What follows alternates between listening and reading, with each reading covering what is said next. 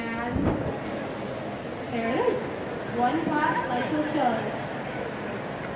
So we'll have some samples coming out here. But what I wanted to talk a little bit more about lentils. Do you guys have any? Do you guys have any ideas of what you might use lentils for, or what you've already used lentils for?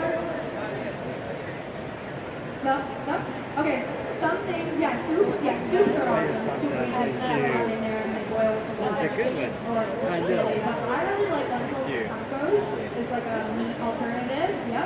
Yep, so you add the same seasonings as you would to taco meat, but just to the lentils. Of course, watching sodium and the sodium seasoning.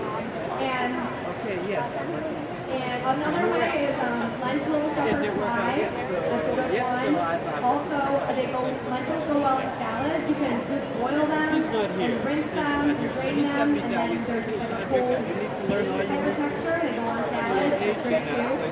I've had lentil from Joe's, you name it. You can really use them as an alternative for a lot of different things.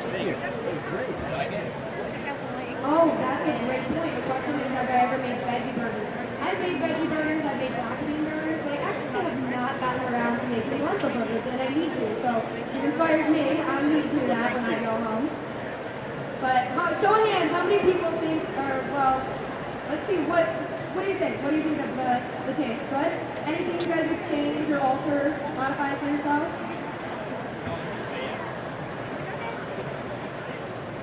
Yeah, I know, right? Yeah, so it's still very high in protein, and the alternative that you're also gonna not miss from the meat is that you're getting away from that saturated fat. Lentils are extremely low in fat, and they actually have healthy fats as well. So that's it's a very great healthy alternative. And it'll fill you up more because it has a lot more fiber. Fiber is that really fulfilling nutrient to give you long-lasting energy throughout the day. Fiber can really help trim that waistline if anybody's looking to lose any weight. All around a great whole food. Now, what kind of notes are we saying? I know some people said it was too spicy, some people said it wasn't spicy enough. What are we thinking? Spicy? Okay, great. Yeah, one.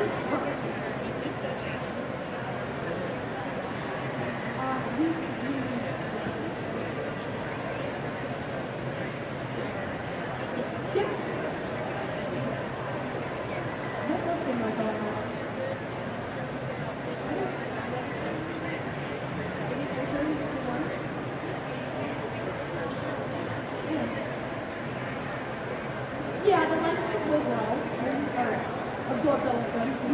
Yep. And the tomato paste that ends up. Yeah, this is a batch for 4.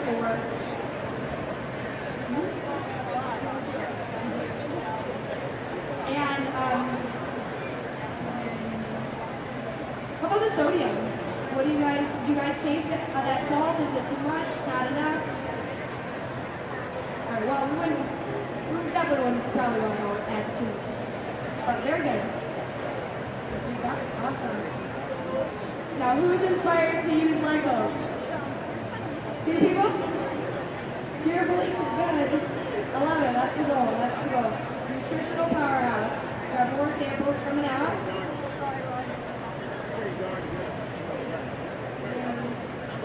If any of you haven't checked out some of our resources in the back, I really encourage you to. There's a food and fluid diary. Have any of you ever tracked your fluid and food intake compared to your weight? And see, so you can really tell how much of a difference it makes when you control how much fluids and sodium you consume.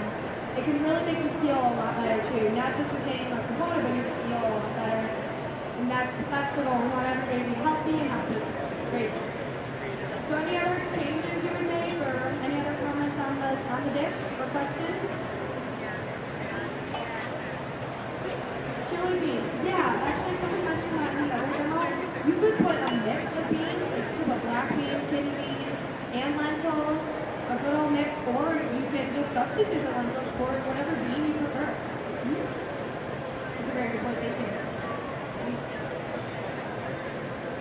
Big salt. Oh, the mini salt or sodium-free salt. Yeah, I haven't looked at that, so I'm not sure how the flavor would be, but you can give it a go and see how you personally like it.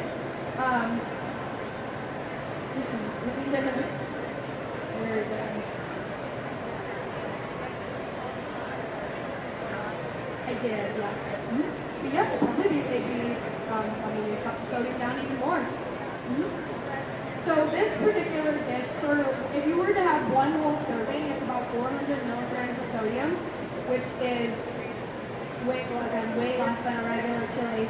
And it also still ties in, I think a general rule of thumb for keeping your sodium intake low is less than like 600 milligrams per meal. So if you have the availability of looking at a nutrition facts label of the food that you're about to eat, or any processed food, packaged food, the 1-to-1 rule. Has anybody ever heard the 1-to-1 ratio of calories to sodium? So this is a really good rule of thumb. You never want to go over, you never want your ratio of sodium to be higher than the amount of calories. Because if you think about a general 2,000 calorie per day diet, if you did the 1-to-1 rule like that, you'd already have 2,000 milligrams of sodium.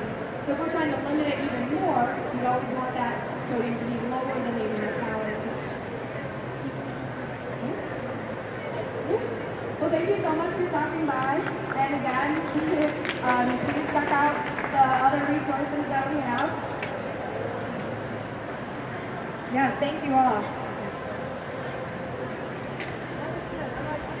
Yay! Good.